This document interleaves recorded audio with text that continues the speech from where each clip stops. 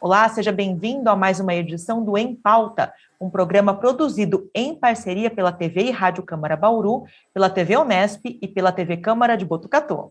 Hoje vamos entender o que muda nas eleições de 2022 após a promulgação da Emenda Constitucional 111 pelo Congresso e também o que permanece em discussão no projeto do novo Código Eleitoral. Nós contamos nessa edição com a participação da professora Maria Tereza Kerbaui. Ela é docente dos programas de pós-graduação em Ciências Sociais da Unesp em Araraquara e também de Comunicação da Unesp em Bauru. Professora, seja bem-vinda, obrigada por ter aceito o nosso convite. Muito obrigada pelo convite, por participar desse programa que procura esclarecer os ouvintes a respeito das mudanças eleitorais para a votação, para a eleição de 2022. E nós também contamos com a presença do professor José Duarte Neto, que integra o Departamento de Direito Público e também o programa de pós-graduação em Direito da Unesp em Franca. Professor, é um prazer tê-lo conosco também. Olá, Leire. Olá, Lidiane.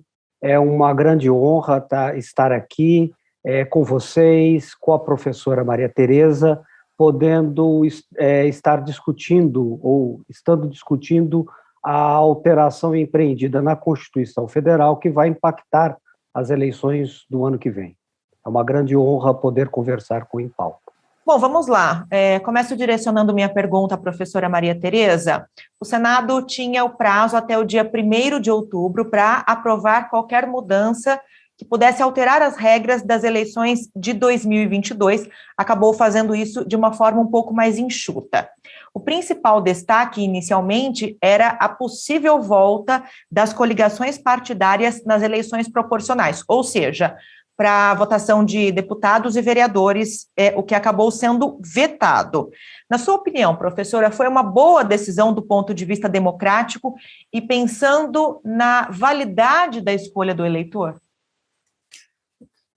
Sim, Lidiane, foi uma boa escolha, porque essa medida, né, o fim das coligações, já tinha sido aprovado em 2017, na Emenda Constitucional 97 de 2017, não valeu para as eleições municipais de 2020 e retornou de novo, né, essa proposta por conta de que as eleições municipais apontou para novos arranjos partidários que precisaram ser feitos diante do fim das coligações para as eleições do Legislativo.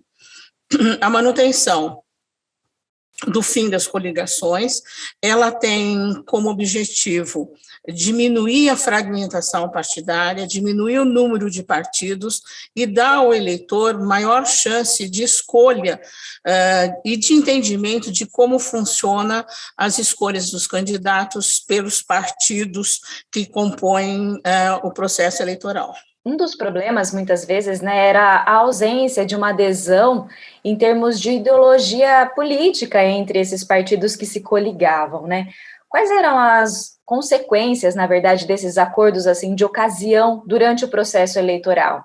Na verdade, os partidos se coligavam tendo em vista, né, a questão eleitoral, de como conseguir votos, especialmente os pequenos partidos que não tinham condições de ter, enfim, né, um cálculo eleitoral, o coeficiente eleitoral e o coeficiente partidário suficiente para poder eleger seus candidatos. O fato de se coligar permitia que esses partidos tivessem uma representação no legislativo. Por outro lado, o legislativo ele funcionava como uma espécie de apoio à governança do executivo. O executivo apoiava os candidatos ao executivo, né? No caso municipal, especialmente, apoiavam essas coligações, porque elas poderiam garantir a maioria no legislativo. Isso tanto no municipal, mas mais no municipal, por conta da alta fragmentação partidária, né? Mas no Legislativo Estadual, na Assembleia Legislativa Estadual e mesmo no Congresso. O fato de não ter um vínculo ideológico não era uma questão importante para os partidos, porque o que importava era a questão eleitoral. Só que isso produzia um efeito no voto do eleitor. O eleitor votava num candidato e acabava, por conta das coligações, também levando outros candidatos com os quais ele não tinha nenhuma afinidade, nem ideológica, nem partidária, e que acabavam sendo eleitos por conta da questão do coeficiente eleitoral e do coeficiente partidário. Essa é a mesma opinião do professor José com relação às motivações para que os partidos se coligassem à época, quando havia, né, quando era autorizada a coligação partidária para as eleições proporcionais, professor? Concordo com a professora Maria Tereza, eu acho que ela colocou o dedo na ferida, o problema era realmente este. Ou seja, a coligação eleitoral, por exemplo, a coligação ela ainda existe. Por exemplo, nós tivemos uma alteração em 2017, mas nós ainda estamos, por exemplo, em transição. O que o Congresso Nacional fez em 2017? Ele, na verdade, acabou cortando na própria carne, porque ele criou um mecanismo em que a distribuição do fundo partidário, ele acabou com as coligações e estabeleceu que a distribuição do fundo partidário e do fundo eleitoral seria proporcional à quantidade de votos. Isso acarretou, por exemplo, teve um grande prejuízo para os partidos nanicos, que viviam das coligações ou conseguiam obter votos, conseguiam obter assentos no parlamento, às vezes eram legendas de aluguel que eram empregadas exclusivamente para coleta de votos. Então, este impacto que vai ocorrer até 2030 vai afetar no sentido positivo a fragmentação partidária.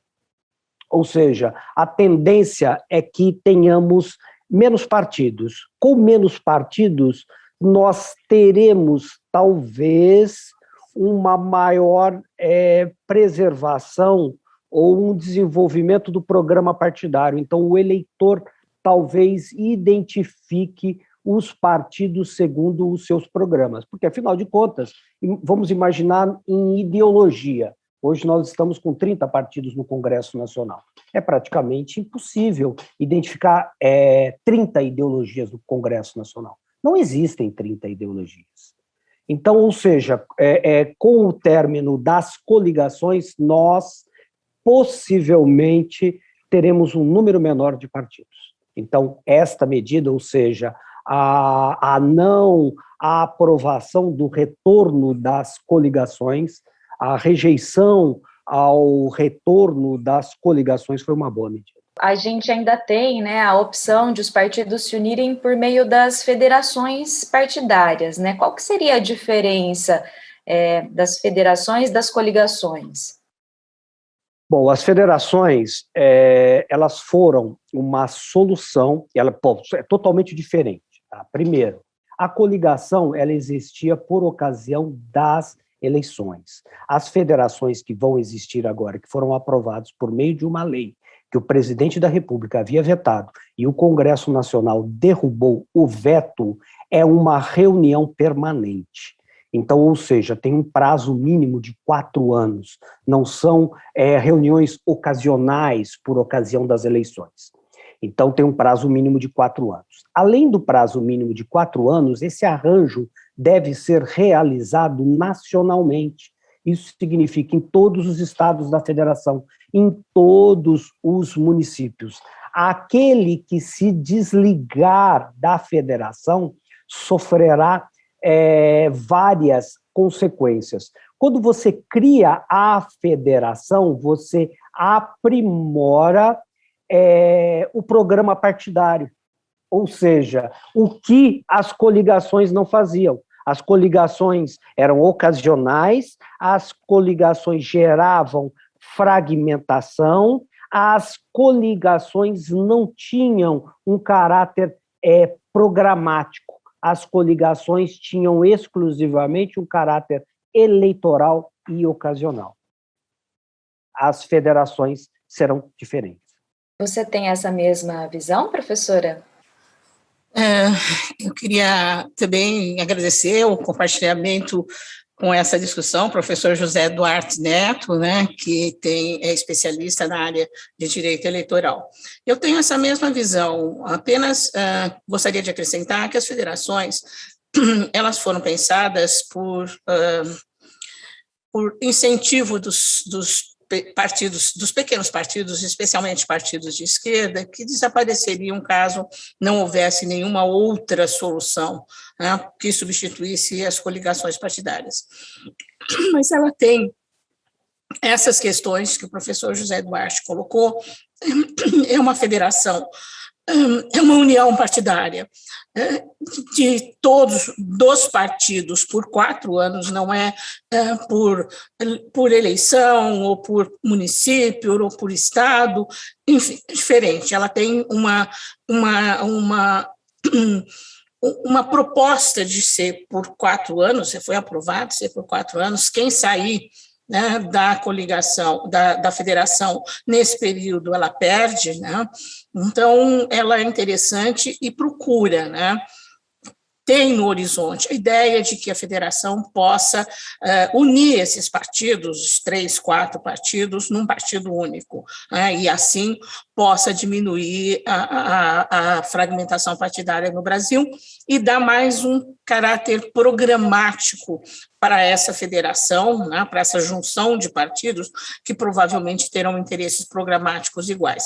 Agora, a questão programática no Brasil é bastante complicada, porque tem vários estudos sobre programas de partidos, eles não diferenciam muito. E eles também não se diferenciam muito nas propostas eleitorais que fazem. Então, a ideia é que talvez a federação possa produzir essa diferenciação programática ao se apresentar para o eleitor. Outro ponto alterado aí nessa aprovação pelo Senado, né, dessas mudanças eleitorais, diz respeito aos votos dados para as mulheres e negros, que vão contar agora com o dobro na distribuição dos recursos do fundo partidário eleitoral agora até o ano de 2030. Na visão de vocês, como é que essa mudança pode impactar na distribuição do recurso, dos valores? Olha, vai impactar no sentido de que só a cota não era suficiente para que aumentasse o número de candidatos, e mesmo que de candidatas mulheres, candidatos negros, começou a partir das eleições de 2020, né? E só as cotas, elas não davam, né? Ou não promoviam a necessária representação das mulheres, e no caso agora de negros, no Congresso.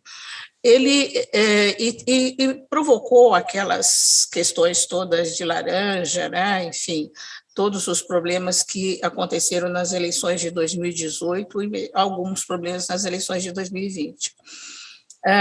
O fato de dobrar, né, o financiamento partidário para aqueles que tiverem, né, candidatos negros e mulheres para as eleições de 2022 é um incentivo para que os partidos apresentem o número de mulheres e negros dentro das cotas estabelecidas. Os partidos já estão procurando candidatos negros e candidatos brancos, porque isso significa um financiamento extra, né? Recursos extras para as campanhas eleitorais de 2022. O risco é de termos novamente candidatos laranja, né, que entrem como candidatos, tanto mulheres e negros, para que o partido receba os recursos e não haja um esforço do partido para que, de fato, essas candidaturas alcancem os votos necessários para se elegerem. Professora Maria Tereza, ela apontou uma questão fulcral que essa reforma constitucional tentou corrigir, que é a questão das candidaturas laranjas.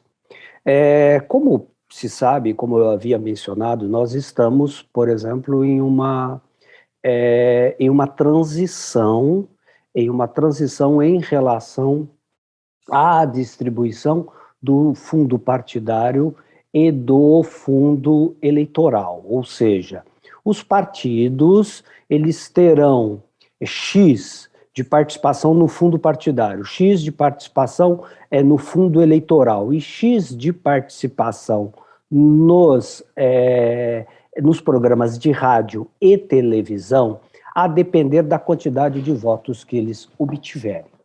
A legislação anterior estabeleceu que havia a necessidade de que cada partido tivesse X de candidaturas femininas e candidaturas negras.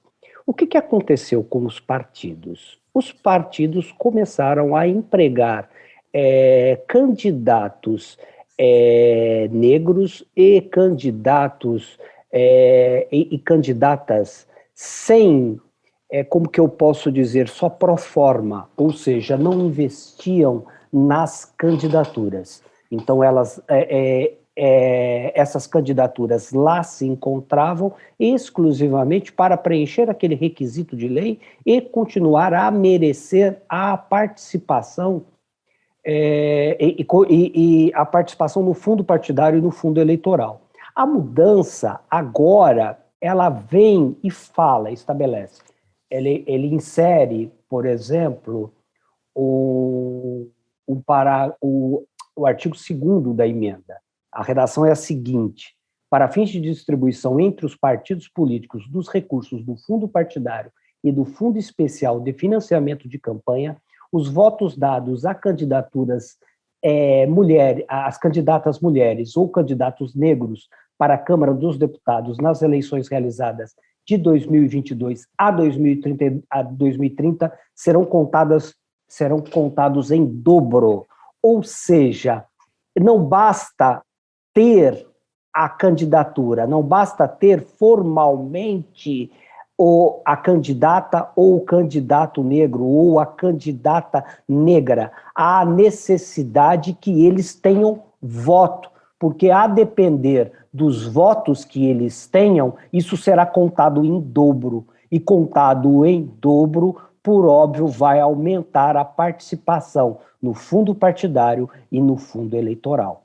Então, os partidos se preocuparão em investir na candidatura e obter candidaturas que tenham uma representatividade no sentido de captarem votos, de obterem votos. Então, foi uma boa medida nesse sentido. Para vocês, sozinha, essa medida, ela é suficiente para garantir a representatividade?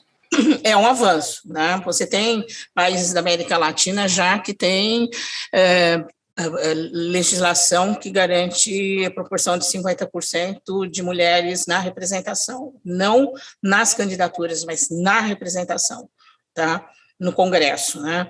Então, acho que é um caminho, né, para que se consiga avançar na representação das mulheres, porque desde que a primeira lei da cota foi aprovada, se patina nessa questão, né? Nunca, o máximo que se chegou é 12% de representação das mulheres no Congresso. Então, acho que é uma medida boa que visa, né, aumentar a representação das mulheres e agora dos negros no Congresso. Então, precisa ver como ela funciona, né? O Brasil tem Tem acontecido muitas mudanças, só de 2013, 2015, 2017, agora 2022, enfim, uma série de mudanças que procuram aperfeiçoar, né, o sistema eleitoral, mas eu acho que essa mudança é boa no sentido de garantir que aumente, ou pelo menos ter a promessa de que deve aumentar a representação feminina e dos negros no Congresso. Eu também concordo com a professora Maria Tereza, ou seja, é um progresso, não bastante, a necessidade de outras medidas, a necessidade, eu acho que a própria participação, esta é uma, vamos dizer assim, é uma fresta que acabará escancarando a porta, mas é um caminho, ou seja, eu acho que a participação ela vai indicar os outros caminhos. Eu observo que, por exemplo, nessas últimas eleições que nós tivemos, essas eleições as eleições municipais, elas já refletiram um pluralismo maior em relação aos eleitos. Eu acho que nós vimos, por exemplo, em relação a segmentos ou minorias, nós vimos nas últimas eleições candidatos e candidatas trans que ascenderam ao mandato. Então, eu acho que este é um caminho e esta mudança que nós vimos, eu acho que demonstra muito, ou atesta muito desta evolução da sociedade. E esta mudança empreendida pelo Congresso contribui, e acho que outros caminhos serão apresentados ou serão indicados segundo, em conformidade com a dinâmica que teremos a partir de então. Gostaria de acrescentar, posso acrescentar, Lidiane? Claro. Que o eleitorado feminino é maior do que o eleitorado masculino no Brasil, né? Então, a proporção de mulheres que votam é maior do que a de homens, mas isso não tem sido refletido na representação das mulheres, né? Então, tem toda uma discussão sobre por que mulher não vota em mulher, que não cabe aqui a gente discutir, mas o fato, né, dessa legislação ter forçado, né, que haja mais candidatas mulheres, isso força os partidos também a escolher melhor as suas candidatas, não seriam só candidatas para cumprir a cota, mas candidatas, como o professor José Duarte falou, candidatas que trariam voto, captariam votos, o que seria importante para o fundo partidário, o recebimento do fundo partidário e do fundo eleitoral do partido. E aliadas a isso, campanhas de conscientização também, né, professora, para que mulheres, negros, para que essas parcelas da população participem da vida orgânica dos partidos, dessa base, né, tenham voz aí nessas bases partidárias, né? Sim, que esse é um outro problema, né? As candidatas, na realidade, elas só são cadastradas no partido, registradas no partido, mas elas não participam do diretório, da comissão provisória, elas não participam, como você disse, da vida partidária. Um terceiro ponto analisado pelo Congresso nessas mudanças eleitorais todas diz respeito à questão da fidelidade partidária. Os deputados e vereadores que optarem por sair do partido pelo qual foram eleitos não perdem o mandato se a legenda concordar com essa saída. Como vocês avaliam essa mudança? O professor José Duarte poderia começar. Vamos lá, professor, por gentileza. Bom, professora, obrigado. Esta questão a emenda constitucional, ela trouxe algumas inovações, mas ela tem que ser lida também como a consagração de algo que já vinha acontecendo. Assim como o projeto do Código Eleitoral que está em trâmite no Congresso. Então, nós temos, tanto no projeto do novo Código Eleitoral, como na emenda constitucional que foi promulgada, nós temos medidas, nós temos disposições que consolidam o existente, nós temos disposições que inovam, e nós temos, e nós tínhamos, ou temos disposições matreiras que geram uma, como que eu posso dizer, uma regressão no sistema eleitoral. Uma das normas, vamos dizer assim, reacionárias, que foram, uma das normas que tinha um sentido regressivo, que foi derrubada, foi a norma das coligações. Bom, pensado isso, a alteração da fidelidade partidária, quer dizer, a norma que traz, e que nada mais fez do que admitir, primeiro, que a fidelidade, que o candidato que saísse do partido, que não respeitasse a fidelidade partidária, que ele tivesse a concordância do partido para não perder o mandato, isso já existia segundo o Tribunal Superior Eleitoral. Então, na verdade, ele constitucionalizou algo que já existia. Se me permite, ainda na minha resposta, eu deveria ter feito isso antes, é preciso fazer um histórico da fidelidade partidária no Brasil.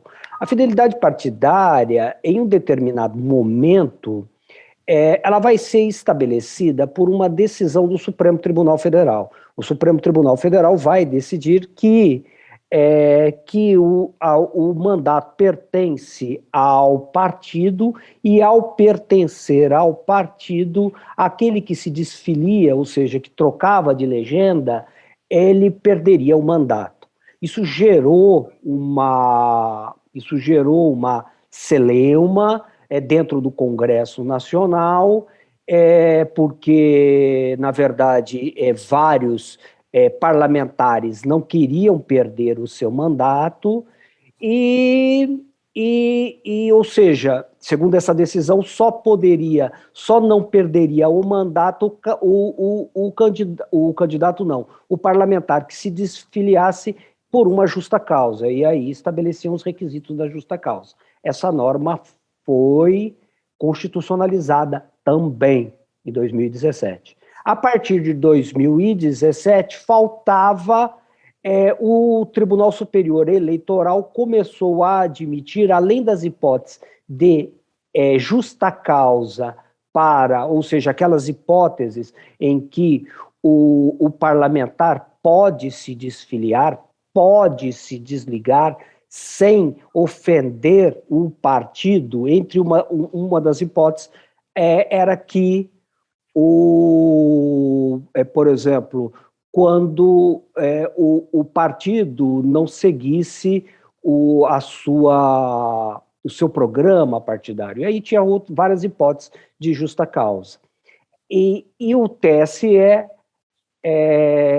admitia, por interpretação jurisprudencial, que os partidos, desde que concordasse com a saída, isso seria possível. E foi o que a norma constitucional, e foi o que a emenda constitucional veio a inserir na Constituição.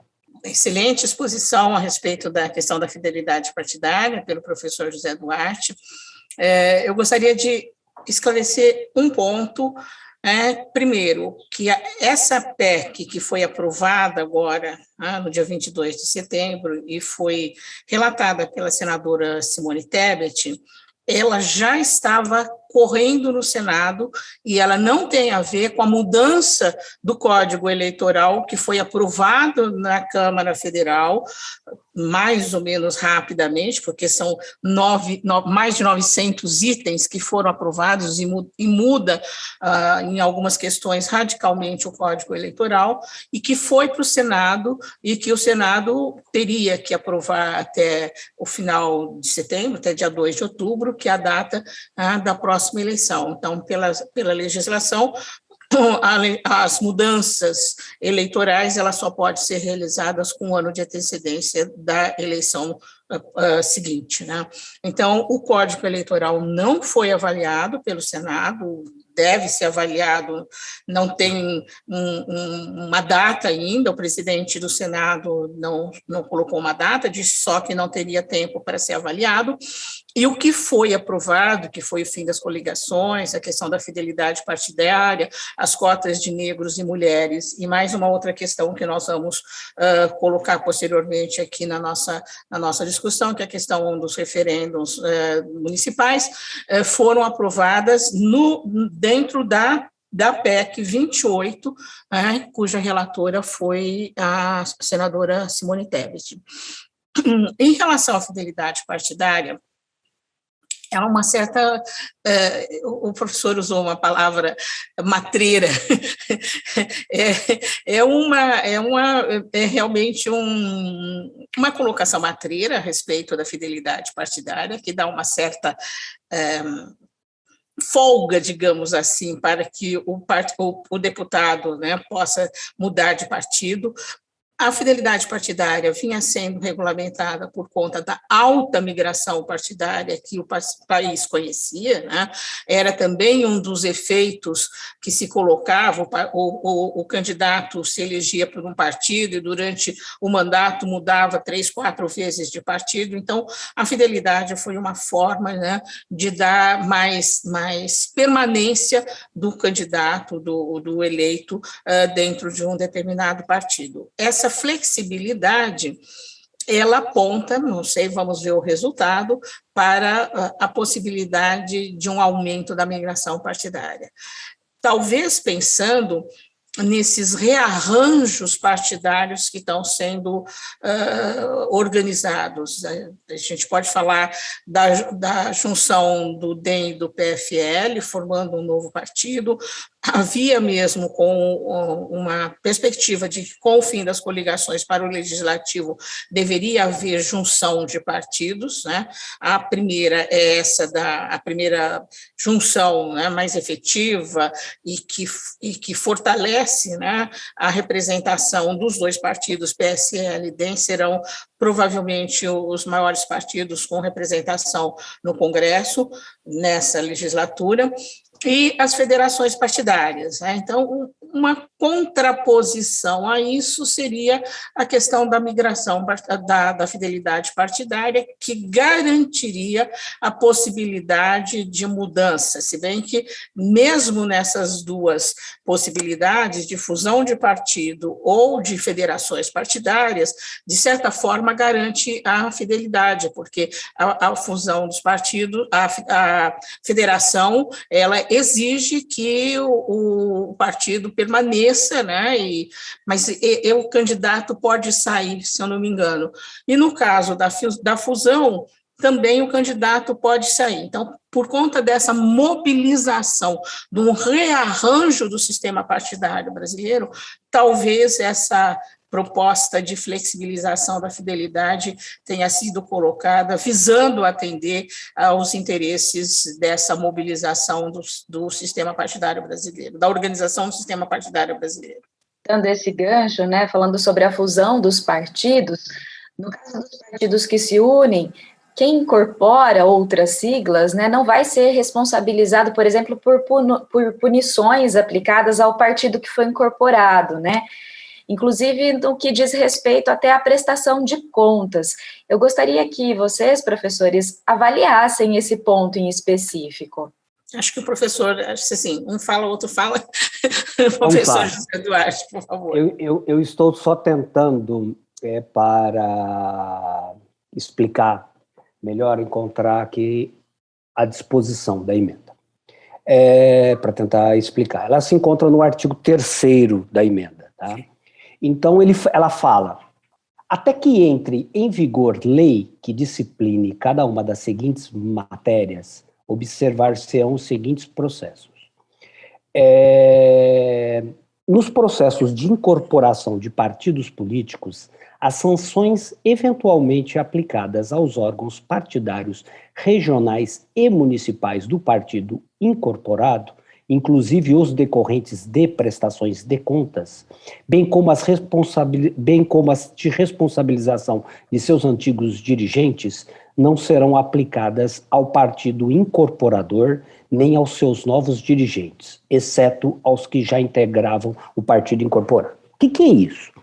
Isso, na verdade, é uma reação do Congresso Nacional ao que já está existente, a reforma de 2017. Olha só, essa última eleição que nós tivemos em 2018, ela acarretou como que eu posso dizer, uma mudança na estrutura partidária. Por exemplo, tem uma obra até, não vou entrar nessa discussão, tá? Uma obra que acabou de lançar assim, há uns 2 anos, 1 ano, do Jairo Nicolau, que chama O Brasil Virou à Direita. Mas ele fez uma mudança do cenário partidário. E já prevendo essa alteração que viria na participação do fundo eleitoral, do fundo partidário, do fundo eleitoral, do tempo de televisão e rádio, os partidos observaram que eles iam desaparecer. Então os partidos começaram a se fundir. Então, por exemplo, hoje houve, se não me engano, a fusão do PCdoB com 2 outros partidos, se não me engano, houve a fusão do Patriota com outro partido, já se preparando para isso. Qual era o problema? O problema era que vários desses partidos tinham ainda questões a ver junto à Justiça Eleitoral. Então você tinha por exemplo, havia uma prestação de contas que não tinham sido aprovadas, ou a imposição de uma multa. O TSE se deparou com essa questão. Olha, fundiu o partido. Quem vai ser responsável por essa prestação de conta do partido que deixou de existir e foi fundido no novo? Quem será o responsável pelas multas aplicadas? O TSE começou a decidir que os partidos que incorporaram os demais, ou seja, aquele que nasceu da fusão, ou aquele que nasceu da fusão.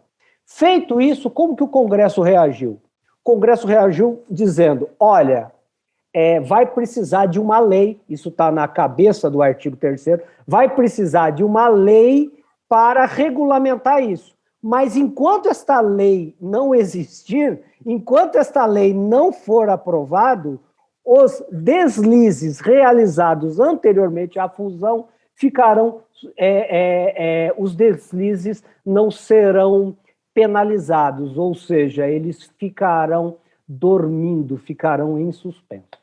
Então, na verdade, foi uma mudança oportunista, mais uma vez, para o que acontecia. Essa questão, ela tem a ver também com o Tribunal Superior Eleitoral, né, e com a lentidão que o Tribunal Superior Eleitoral tem em julgar candidaturas. Eu vi que, por exemplo, vai ter eleição em 12 ou 13 municípios do estado de São Paulo, cujas candidaturas não foram aprovadas e cuja eleição foi considerada ilegal pelo Tribunal Superior Eleitoral.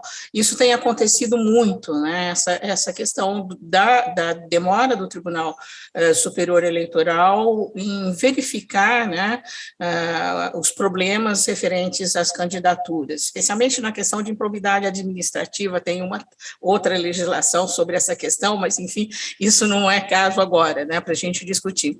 Mas eu acho que tem a ver com o Tribunal Superior Eleitoral, de como ele poderia agir neste caso, e aí foi, como o senhor disse também, uma legislação oportunista para resolver um problema imediato, que se colocava, inclusive, para as eleições de 2020. Ok, a gente vai fazer uma rápida pausa agora, chamando o intervalo, mas não saia daí, a gente volta no segundo bloco falando sobre reforma eleitoral. Até já!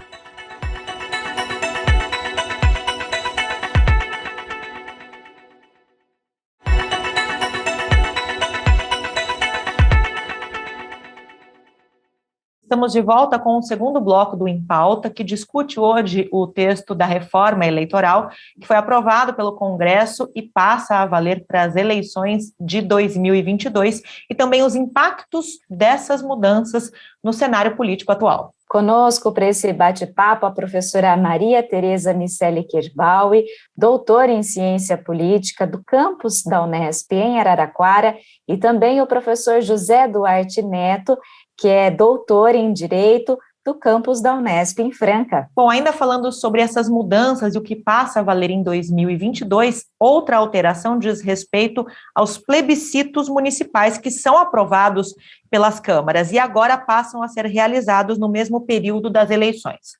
A nossa colega da TV Câmara de Botucatu, a jornalista Carolina Vieira, tem uma pergunta sobre esse assunto. Vamos acompanhar. Olá a todos. Uma das justificativas para a aprovação das mudanças eleitorais pelo Senado é que elas trariam um estímulo à participação popular por meio dos chamados plebiscitos municipais. Então a minha pergunta é a seguinte: como garantir que essas ferramentas não sejam utilizadas de maneira indevida por grupos políticos? Muito obrigada, Carol, pela sua pergunta. Professores, então, quais devem ser os mecanismos de controle desses plebiscitos? Me permita um histórico sobre a questão. Tá? A Constituição de 88, ela vai inaugurar algo que não existia nas constituições anteriores. Então, por exemplo, isso já advém no parágrafo único do artigo 2º, quando ela disciplina a nossa democracia. Ela diz: todo poder emana do povo, que o exerce por meio de seus representantes e diretamente nos termos da Constituição. Este diretamente é uma inovação, ou seja, a democracia não será somente pelos representantes, mas institucionalmente também diretamente pelo povo. No artigo 14 da Constituição, e aí em concretização a este parágrafo 2º, ele vai estabelecer as formas de participação direta. E estabelece a forma de plebiscito, referendo e iniciativa popular. Pois bem, sempre houve uma discussão, e isso vai depender do ordenamento, de qual é a diferença do plebiscito do referendo. Isso vai ser explicitado ou solucionado entre nós por uma lei, a Lei 9.708, de 98, e ela vai diferenciar isto, ela vai diferenciar os dois institutos de uma forma muito clara. Tanto o plebiscito como o referendo são consultas populares sobre temas. O que diferencia um de outro? Enquanto o plebiscito é uma consulta sobre um tema político, ou seja, se um tema político deve ser tratado ou não pelos órgãos de representação, pela Câmara dos Vereadores, pela Câmara, pelas Assembleias Legislativas, pela Câmara dos Deputados e o Senado Federal, o referendo, na verdade, é uma consulta popular sobre uma medida já tomada. Então, por exemplo, o Congresso Nacional ou a Câmara dos Vereadores realiza uma lei e esta lei é submetida ao povo para que aprove ou desaprove. Exemplo, no nosso tempo de Constituição, nós tivemos um plebiscito sobre a forma de governo e o sistema de governo, ou seja, se havia necessidade de se alterar a Constituição para alterar a forma de governo e o sistema de governo, e nós tivemos um referendo sobre uma lei aprovada no Congresso Nacional, que foi o Estatuto do Desarmamento. Qual que é o grande problema dos institutos de participação direta? É que eles foram pouco trabalhados pelos poderes instituídos. Eles deveriam ser trabalhados mais, deveria haver uma cobrança maior, deveria haver uma aproximação maior entre os representantes para saber da importância entre o povo de determinadas questões a serem submetidas a plebiscito ou determinadas leis se deveriam ter eficácia ou não. Pois bem, o que parece é que essa emenda constitucional retoma uma preocupação, e ela retoma uma preocupação porque esta consulta, ela geralmente é realizada na forma de eleições, em que o povo, aquele que tem os direitos políticos, vai até a urna aprovar ou reprovar uma determinada consulta. Esta alteração constitucional estabeleceu, se é feita na forma de eleições, se é feita pelo mesmo procedimento. Repare, eleição é algo diferente, eleição é um procedimento de escolha de candidatos.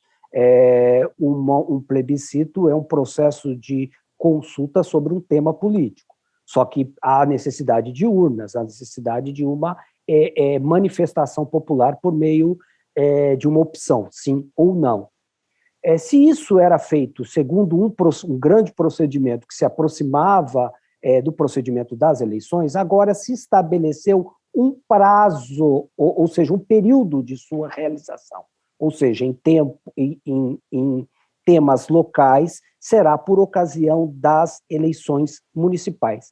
Isso é bom, isso é muito bom, porque chama a atenção, e ao chamar a atenção, a população pode cobrar.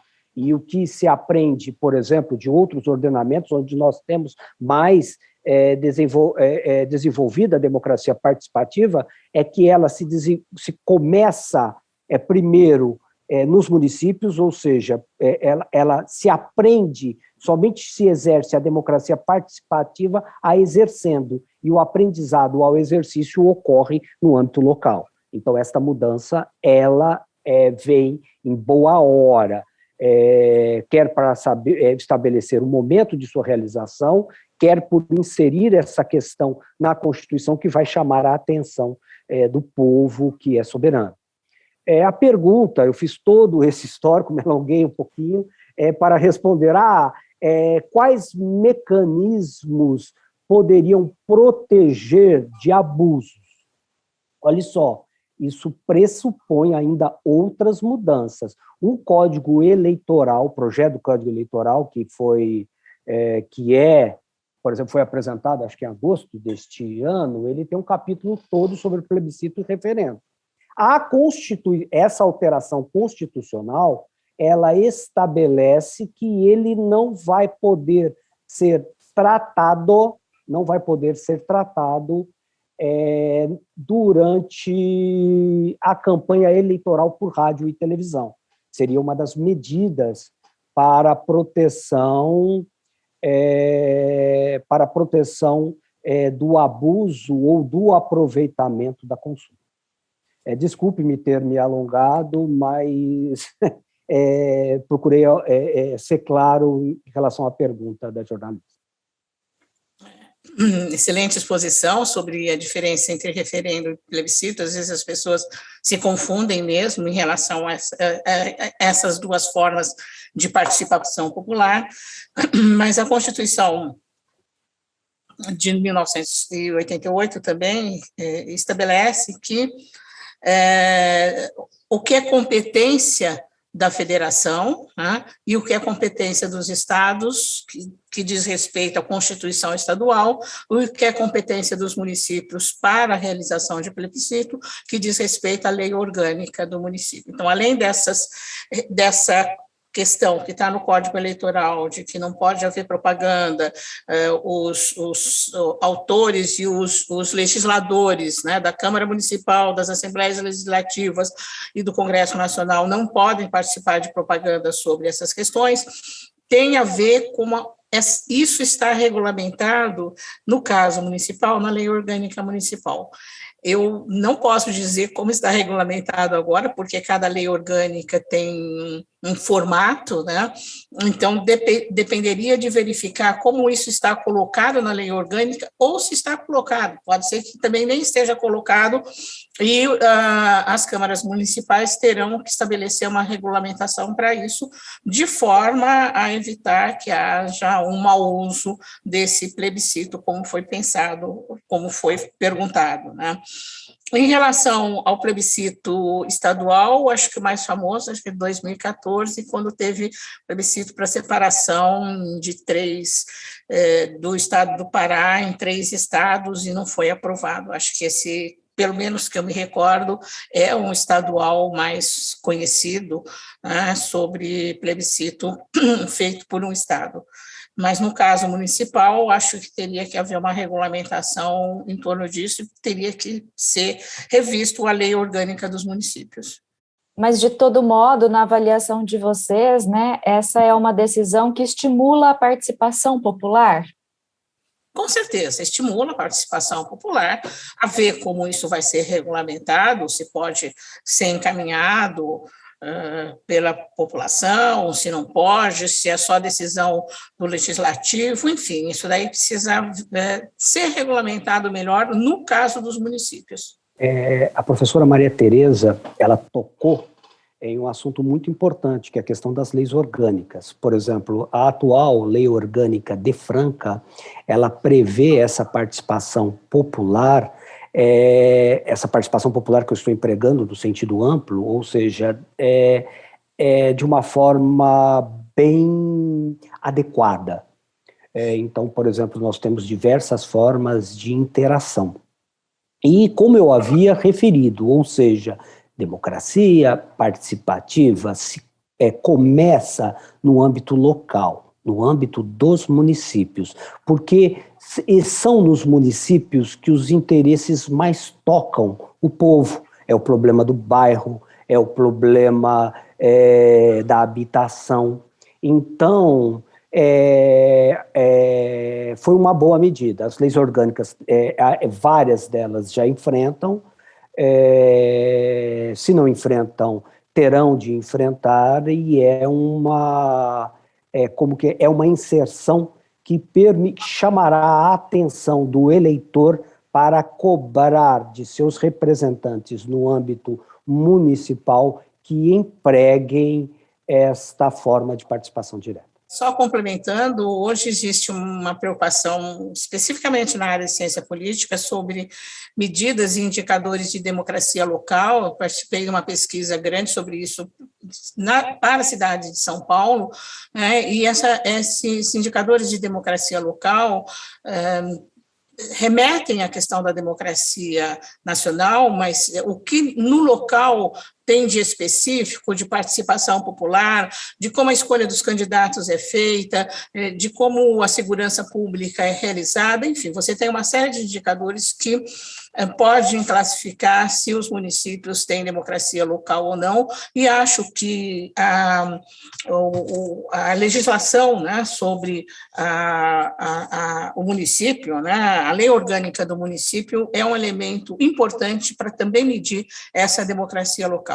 Agora, professores, falando sobre um ponto que ficou fora dessa reforma, portanto não valeria, né, para as eleições de 2022, mas consta do novo Código Eleitoral, é a questão da divulgação das pesquisas eleitorais no dia ou na véspera da eleição.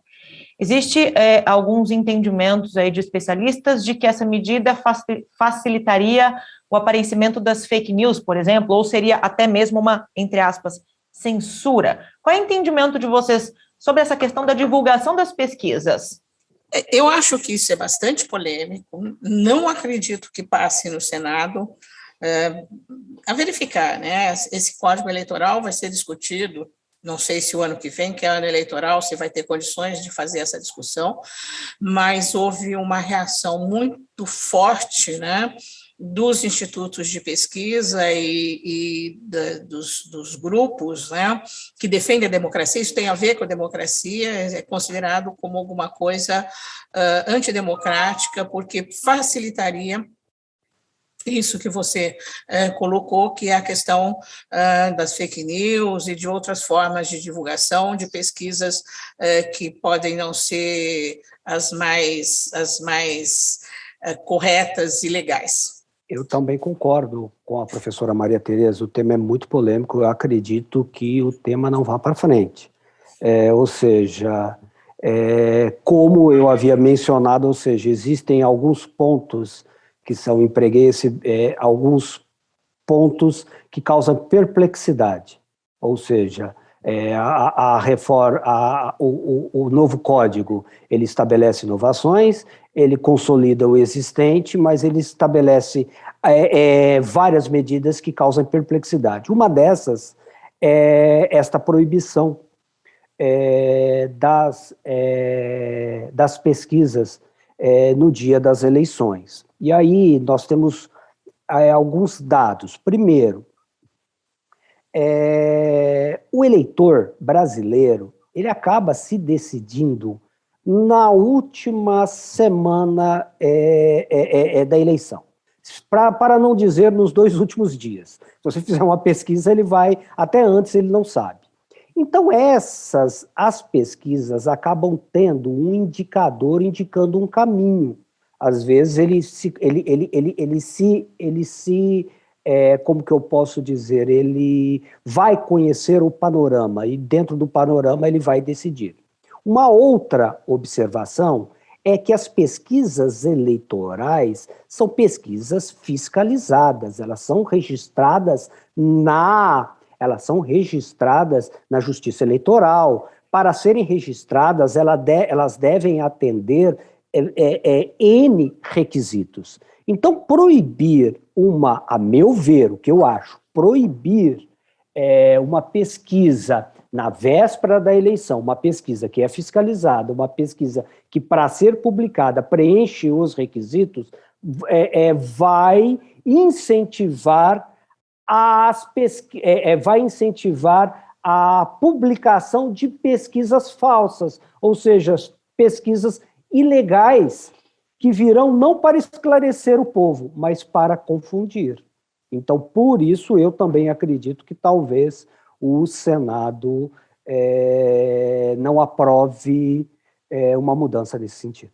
Agora, a gente tem uma mudança bem pontual, né, que ficou para 2027, que diz respeito à data de posse dos presidentes e também dos governadores, né? Ela foi transferida para o dia 5 de janeiro.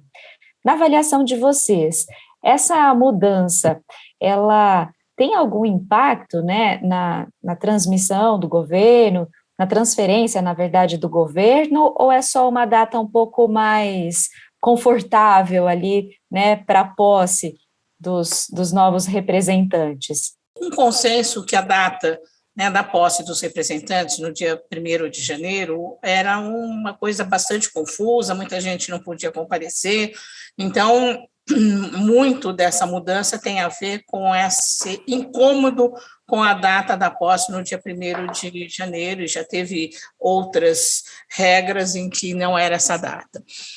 Tem um histórico sobre isso. E a data que vai ser 2027, não é isso? É por conta de que não daria para fazer agora, porque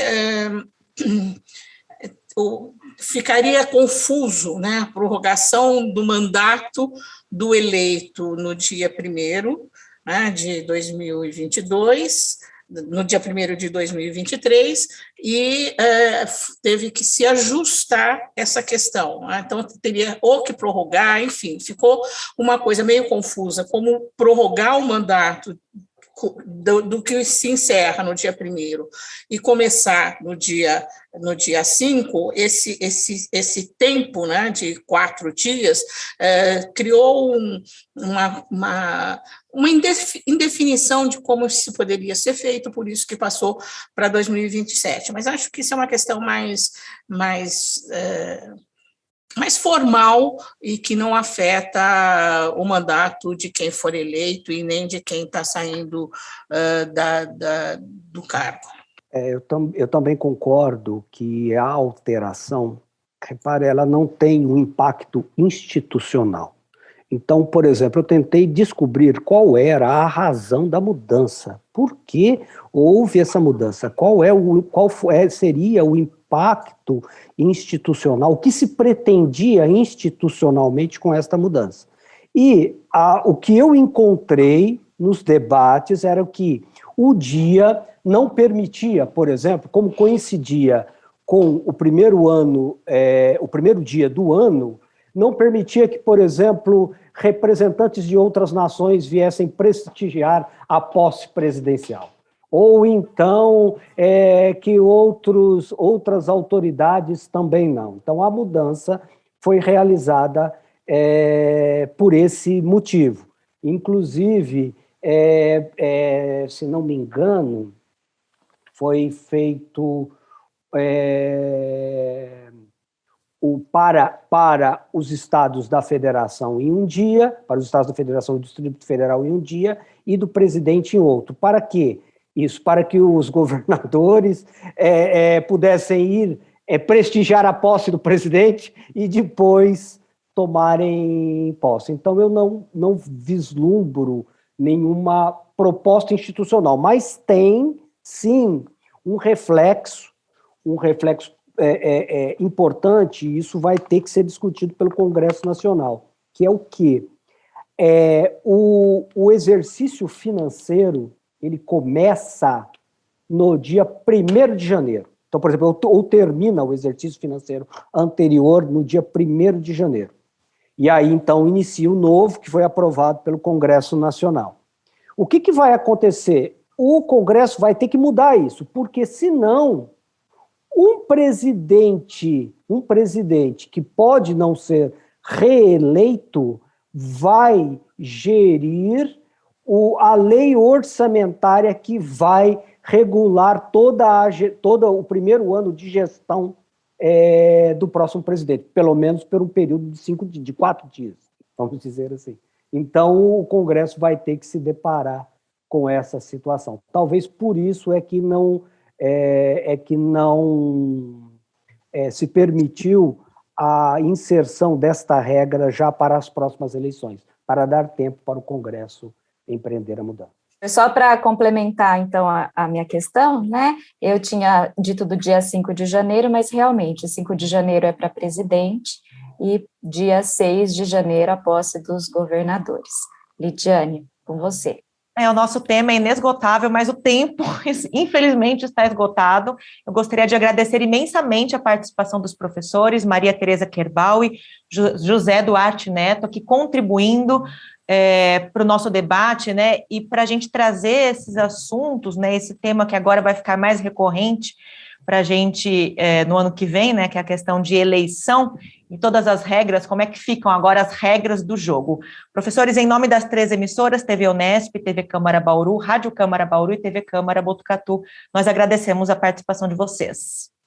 Agradecemos, né? Eu agradeço a participação, agradeço a Lidiane e a Leire pela condução do programa e até uma próxima oportunidade. Agradeço também a participação do professor José Duarte, que compôs comigo essas avaliações sobre a nova legislação eleitoral.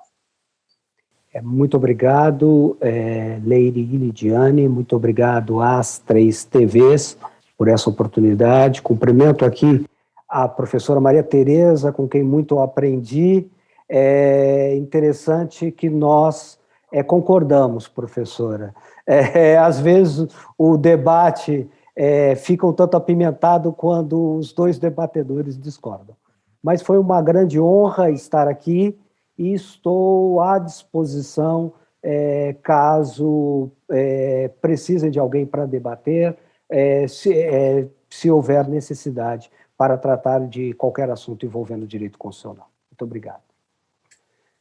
Muito obrigada, professores. Então, o Em Pauta fica por aqui. Se você quiser rever esta ou outras edições, é só acessar o canal do YouTube das 3 emissoras. Muito obrigada pela sua companhia e até uma próxima.